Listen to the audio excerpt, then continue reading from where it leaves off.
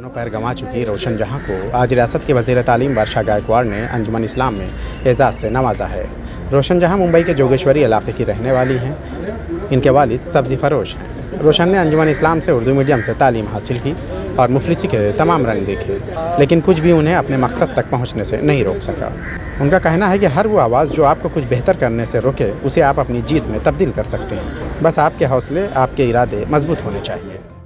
सफ़र तो बहुत दुश्वार था, लेकिन मेरे फैमिली की, टीचर्स की, डॉक्टर की सपोर्ट थी मेरे साथ। मुझे मोटिवेट किया उन्होंने, मुझे समझाया कि ज़िंदगी में कुछ भी हो जाए हार मत मानिए, हौसला रखिए, हिम्मत रखिए और अपने ख्वाब को पूरा करने के लिए कोशिश कीजिए। तो अल्हम्दुलिल्लाह से आज मैं यहाँ पर जो मकाम पर भी हूँ, मैं बहुत ज़्यादा इसका क्रेडिट देती हूँ मेरी फैमिली को, मेरे टीचर्स को, कॉलेज टीचर्स, स्कूल टीचर्स और सारे वेल विशर्स को, कि उनकी प्रीशियस दुआओं की वजह से मैं आज यहाँ पर हूँ।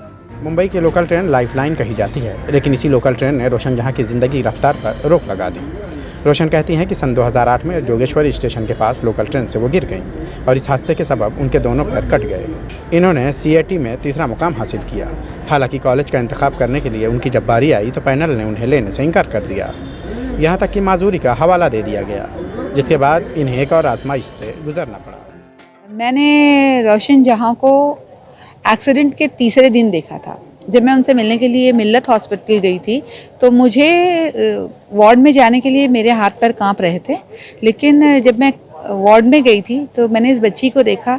इसके चेहरे पर कोई कर्ब के, कोई तकलीफ़ के आसार नहीं थे। इसके चेहरे पर एक सुकून था, एक यकीन था कि वो ठीक हो जाएगी और आगे उसके कुछ करना है। और बिल्कुल वैसा ही हुआ कि अल्लाह का साथ रहा और इस बच्ची की कोशिश, और मैं ये कहूँगी कि ये अपने इसकी जो परवाज़ है, ये इसके हौसलों की परवाज़ है। रोशन ने इस बार भी शिकस्त तस्लीम नहीं की और कोर्ट का रुख किया। बिल आखिर उन्हें MBBS में दाखिला मिल गया और आज वो एक कामयाब डॉक्टर हैं।